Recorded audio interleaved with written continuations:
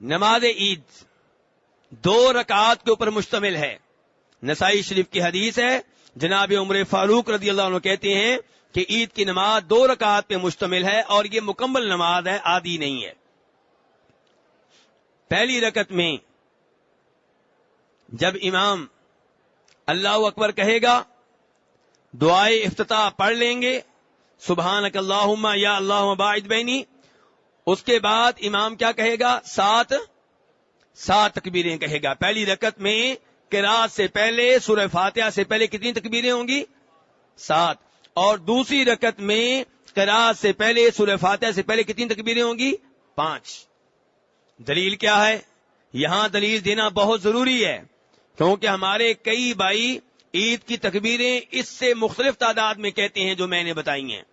لیکن مسجد نبوی میں پہلی رکعت میں 7 تکبیریں ہوتی ہیں، رکوع کی تکبیر کے علاوہ، تکبیر تحریمہ کے علاوہ، اور دوسری رکعت میں 5 تکبیریں ہوتی ہیں رکوع کی تکبیر کے علاوہ. دلیل کیا ہے؟ 2 حدیثیں ہیں اس معاملے میں. پہلی حدیث جناب عائشہ رضی اللہ عنہ کی، دوسری حدیث جو ہے عمر بن شعیب عن ابیہ عن جدہ کی.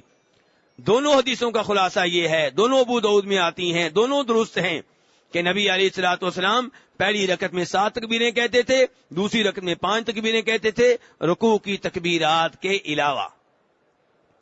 پہلی رکعت میں سورہ فاتحہ کے بعد سنت طریقہ یہ ہے کہ کون سی سورت پڑھی جائے؟ حل اتاک سبح اسم ربک الاعلی. اور دوسری رکعت میں کون سی پڑھی جائے؟ حل اتاک حدیث الغاشیہ. یہ سنت ہے نبی علیہ الصلوۃ والسلام کی. اور آپ کی سنت یہ ہے کہ عید کے موقع پہ پہلے نماز ادا کی جائے گی، بعد میں خطبہ عید ہوگا. خطبہ عید میں نبی علیہ الصلوۃ والسلام وعظ و نصیحت کرتے، لوگوں کو دین کے مسائل سمجھاتے، اور آپ خطبہ عید سے پہلے یہ اعلان کرتے، ابو داؤد شریف کی حدیث ہے کہ اب خطبہ ہوگا، جو خطبہ سننا چاہے سنے، جو نہ سننا چاہے جا سکتا ہے. تو نماز عید ضروری ہے، خطبہ عید ضروری نہیں ہے. لیکن خطبہ عید میں شور کرنا کتنا ثواب ملے گا اس کے اوپر؟ جی، خطبہ عید سننا تو ضروری نہیں ہے، لیکن جب نہیں سننا تو شور شرابہ کریں، دوسروں کو بھی نہ سننے دیں، اس کا کتنا ثواب ملے گا؟ دیکھا یہ کیا ہے، ادھر خطبہ عید ہو رہا ہوتا ہے، میرے اردو بولنے والے بھائی آپس میں گلے مل رہے ہوتے ہیں، مبارکبادیں دے رہے ہوتے ہیں، پاس جو عربی بیٹھے ہوتے ہیں وہ کہتے ہیں چپ کرو یار ہمیں خطبہ سننے دو. تو نہیں میرے بھائی، اگر آپ خطبہ نہیں سننا چاہتے آپ جا سکتے ہیں، لیکن یہ کہ وہاں بیٹھ کے آپ شور شرابہ کریں، دوسروں کو بھی نہ سننے دیں، دوسروں کو بھی مشغول کر دیں، یہ مناسب نہیں ہے.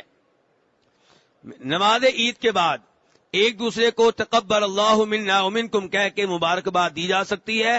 صحابہ کرام کا یہ معمول تھا.